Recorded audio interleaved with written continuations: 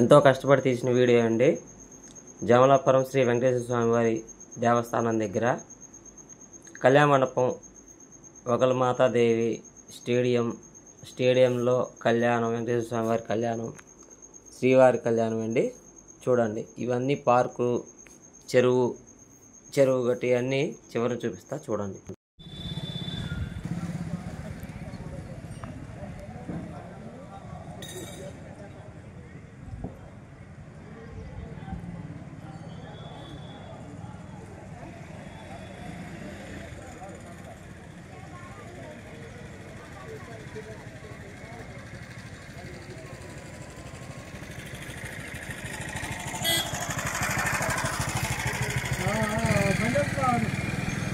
ఈ వీడియో మీకు నచ్చినట్లయితే లైక్ చేయండి, షేర్ చేయండి, సబ్స్క్రైబ్ చేయండి, బెల్ ఐకాన్ నొక్కండి.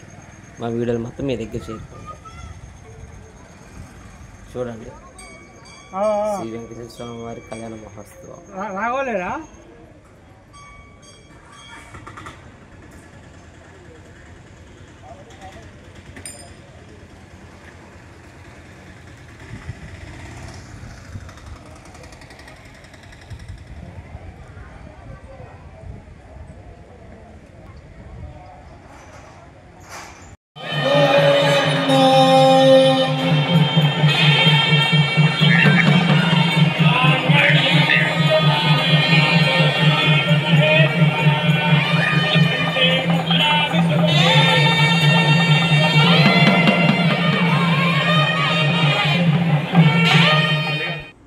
శ్రీవారి కళ్యాణ మహోత్సవం అండి.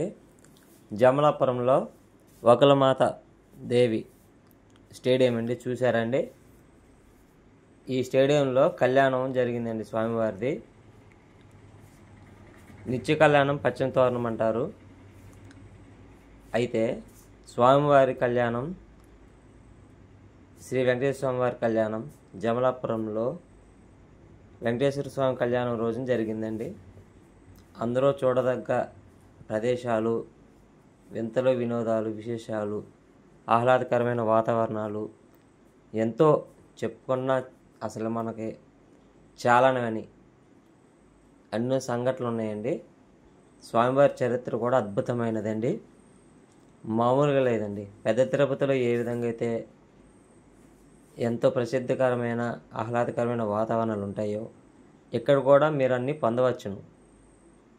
మన ప్రభుత్వంగా వారు కూడా త్వరలో డెవలప్మెంట్ కోసం కృషి చేస్తున్నారు. ఆల్రెడీ పనులు కూడా స్టార్ట్ అయ్యాయి. చూసారండి స్టేడియం. ఈ స్టేడియంలోనే స్వామివారి కళ్యాణం అనేది జరిగిందండి. అయితే ఈ స్టేడియానికి ఆపోజిట్లో కళ్యాణ మండపాలు ఉన్నాయండి. అవి ఎక్కడున్నాయి ఏంటి అని పెద్ద ఎత్తుక్కునే పని కూడా లేదండి.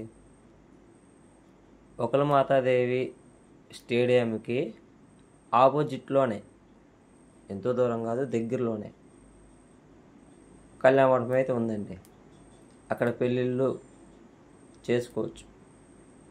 ఇదిగో చూడండి, చూపిస్తున్నా చూడండి.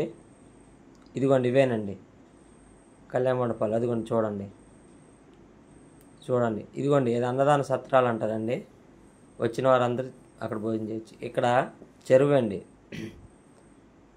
ఇక్కడ పద్మావతి అమ్మవారి టెంపుల్ అండి.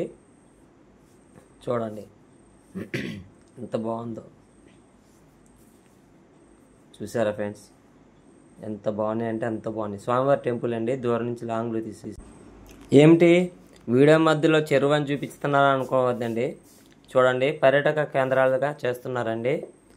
మన తెలంగాణలో నెంబర్ 1గా చేయాలని మన ప్రభుత్వ వారు ఎంతో కృషి చేస్తున్నారు. చూడండి ఫ్రెండ్స్, ఎంత బాగున్నాయి అంటే అంత బాగున్నాయి. చూసారండి, ప్రకృతి అందాలి. అన్నదాన సత్రాలండి ఇవి. అయితే స్వామివారు అసలే ఈ చెరువు గట్టు మీద వెలుస్తానని మాట ఇచ్చారంట. కానీ పెద్ద చరిత్ర ఉందండి. పూజారి గారు వెనక తిరిగి చూడకుండా నడవమంటే గబుక్కు వెనక తిరిగి చూసి నడవటం వల్ల స్వామివారు ఇక్కడ వెళ్ళటం అనేది జరిగిందండి. స్వామివారు పెద్ద కొండ మీద నుంచి అడుగు తీసి చెరువు గట్టుకాడికి నడుచుకుంటూ వద్దా అనుకున్న లోపల పూజారి గారు వెనక తిరిగి చూడటం వల్ల ఆ అడుగు పెద్ద అడుగండి. ఆ గుట్ట మీద ఒక అడుగు, ఇక్కడున్న గుట్ట మీద ఒక అడుగు పడింది. స్వామివారు ఇక్కడ నిలిచిపోయారు. ఈ వీడియో మీకు నచ్చినట్లయితే లైక్ చేయండి, షేర్ చేయండి, సబ్స్క్రైబ్ చేసుకోండి.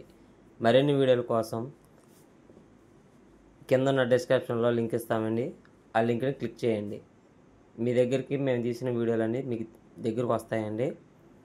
దయచేసి మాకు సపోర్ట్ చేయండి ప్లీజ్.